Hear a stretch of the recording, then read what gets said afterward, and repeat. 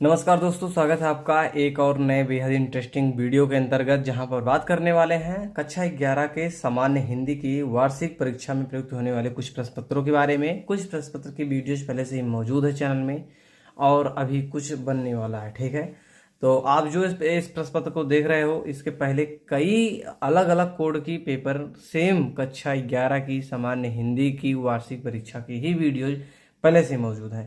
ठीक है, आप लोग उन्हें भी देख लीजिए, जिससे कि इसे देखोगे उसे भी देखोगे तो कोई ना कोई आपके यहाँ पक्का आ जाएगा। ठीक है, मार्केट का पेपर है और बहुत ही खोजबीन करके लाया हूँ, क्योंकि ये थोड़ा ज़्यादा जगह पर आ रहा था। ठीक है, तो देखिए, तो प्रारंभ 15 मिनट परीक्षार्थियों को प्रश्न पत्र पढ़ने के लिए दिए गए हैं। ठीक है, तो इस वजह से सब कुछ नोट में आपको लिखा है। तो क्वेश्चन क्या है, सभी प्रश्नों के उत्तर देना अनिवार्य, सभी प्रश्नों को अंक उनके सम्मुख अंकित है। ठीक है, ये सब सामान्य बात है, सब आपको मालूम है। ठीक है, खंड का आदिकाल की रचना नहीं है। अब देखिए, इसमें कौन सी रचना नहीं है? मृगावती नहीं है, लेकिन मृगावती भी है कब की? तो ये है भक्ति काल की। फोर्ट विलियम कॉलेज कहाँ स्थित था? कलकत्ता में। गोरा बादल की कथा के लेखक थे जटमल। प्रेम सागर के रचनाकार हैं पंडित लल्लूलाल। जयशंकर प्रसाद का नाटक है ध्रुव सामनी। अंधेर नगरी किस विधा की? यहाँ पर विद्या लिखा है तो विधा होना चाहिए, विधा की रचना है तो है नाटक। भारत दुर्दशा रचना है भारतेंद्र हरिश्चंद्र की। ठीक है, आगे है परीक्षा गुरु किस गद्य विधा की रचना है? तो उपन्यास। मेरी जीवन यात्रा किसकी आत्मकथा है? तो है राहुल संस्कृत्यायन। ठीक है, आगे है गेहूं और गुलाब के लेखक कौन है? तो है राम वृक्ष वेनीपुरी। आगे देखिए क्या है, निम्नलिखित गद्यांशों को पढ़कर उन पर आधारित प्रश्नों के उत्तर दीजिए। अब जो भी है अभी नीचे लिखा है, यह कोई आकस्मिक बात नहीं थी, समाज के अगुवाओं में चाहे कितना ही। आगे है प्लीज टर्न ओवर। कोप मंडूक बनना चाहा, लेकिन इस देश में ऐसे माई के लाल जब तक पैदा होते रहे हैं, जिन्होंने कर्मपथ की ओर संकेत किया। हमारे इतिहास में गुरु नानक का समय दूर का नहीं है, लेकिन अपने समय वह महान घुमक्कड़ थे। उन्होंने भारत भूषण को ही पर्याप्त नहीं समझा, ईरान और अरब तक का धावा मारा। घुमक्कड़ी किसी बड़े योग से कम सिद्धदायनी नहीं है और निर्भीक तो वह एक नंबर का बना देती है। ठीक है, आगे क्वेश्चन क्या है कि रेखांकित अंश की व्याख्या कीजिए। हमें अपने कर्म की ओर ध्यान किसने दिलाया? सिद्ध पुरुष कौन था? गद्यांश के आधार पर स्पष्ट कीजिए। ठीक है, अगला क्वेश्चन क्या है? घुमक्कड़ी किसी बड़े योग से कम सिद्धदायनी नहीं है और निर्भीक तो वह एक नंबर बना देती है। प्रयुक्त पंक्ति का आशय स्पष्ट कीजिए। आशय मतलब अर्थ, अगुआ का अर्थ स्पष्ट कीजिए। निम्नलिखित, अगला क्वेश्चन क्या है? निम्नलिखित पद्यांश को पढ़कर उन पर आधारित प्रश्नों पर उत्तर दीजिए। ठीक है, आगे क्या है कि चिंता तोहर नाव की और न चिंता दास, जे कछु चितवय राम बिन सोई काल की पास। ठीक है, तू करता तू भया, मुझ में रही न हूँ, बारी फेरी बल गई, जित देखूं तित तू। ठीक है, तो ये कुछ लाइन है। अब इसमें क्वेश्चंस क्या है? रेखांकित अंश की व्याख्या कीजिए। कवि का मय भाव किस प्रकार पूर्णतः समाप्त हो गया? हरिनाव में कौन सा अलंकार है? जित देखूं तित तू पंक्ति में पंक्ति से अलंकार स्पष्ट कीजिए। ठीक है, पांचवा क्वेश्चन क्या है? निम्नलिखित लेखों में से किसी एक लेखक का साहित्यिक परिचय देते हुए उनकी कृतियों पर प्रकाश डालिए। लेखक कौन कौन से हैं? डॉक्टर संपूर्णानंद, राहुल संकृत्यायन। ठीक है, खा है निम्नलिखित कवियों में से किसी एक का साहित्यिक परिचय देते हुए उनकी कृतियों पर प्रकाश डालना है। कौन है? तुलसीदास और कबीरदास। ठीक है, अगला क्या है कि आकाशदीप कहानी का सारांश लिखिए।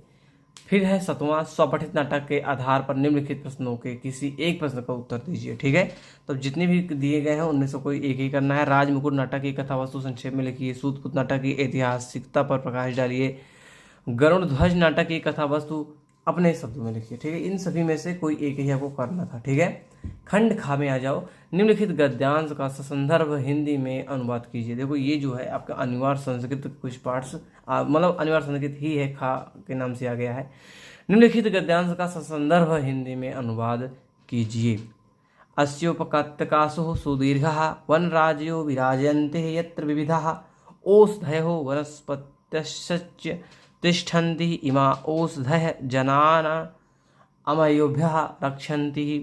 तरस्वच्च आसन्धि गृहोपकरण निर्माणार्थ प्रयुज्यन्ते। हिमालयः वर्षतः दक्षिण समुद्रेभ्यः समुत्थितः मेघमाला अवरुद्धं वर्णाय च ताः प्रवर्तयति। ठीक है, ये कुछ पंक्तियां हैं, ये कुछ गद्यांश है। आगे क्या कह रहा है, निम्नलिखित पद्यांश का ससंदर्भ हिंदी में अनुवाद कीजिए। असोच्यन्यवसोच्यस्त्वं प्रज्ञावदस्य भाससे गतासूनः गतासुंच्यः नानुशोचन्ति पंडितः। ये जो भी है इसका अर्थ आपको लिखना होगा। ठीक है, निम्नलिखित उसके बाद ससंदर्भ मतलब कि संदर्भ भी लिखना है आपको, अनुवाद भी लिखना है। ठीक है, निम्नलिखित मुहावरों और लोकोक्तियों में से किसी एक का अर्थ लिखते हुए वाक्य प्रयोग कीजिए। लोहा लेना, आसमान से बातें करना, बोटी बोटी फड़काना, एक थाली के चट्टे बट्टे। ठीक है, ये सब आपको करना है। और इनसे कह रहा है कि निम्नलिखित मुहावरों और लोकोक्तियों किसी एक का ही लिखना है। ठीक है, लोहा लेना मतलब होता है किसी से किसी का, उससे क्या कह सकते हैं, लोहा लेना चुनौतियों को स्वीकार करने के संदर्भ में आता है, मतलब लोहा लेना किसी की चुनौती स्वीकार करना। ठीक है, बोटी बोटी फड़कना मतलब यह है कि उत्तेजित होना, एक प्रकार से कह सकते हो। आसमान से बातें करना, बहुत बड़ी बड़ी बात करना। एक थाली के चट्टे बट्टे होना मतलब एक ही प्रकार के होना। ठीक है, उसके बाद निम्नलिखित शब्दों के संधि विच्छेद का सही विकल्प का चयन लिखिए। ठीक है, महोदया का संधि विच्छेद क्या होगा, महाधन उदया। प्रत्युत्तरम का संधि विच्छेद होगा प्रधन उत्तरम। ठीक है, उसके बाद यहाँ पर सभी कुछ लगा हुआ है। फिर है लघुत्तरम का संधि विच्छेद होगा लघुधन उत्तरम।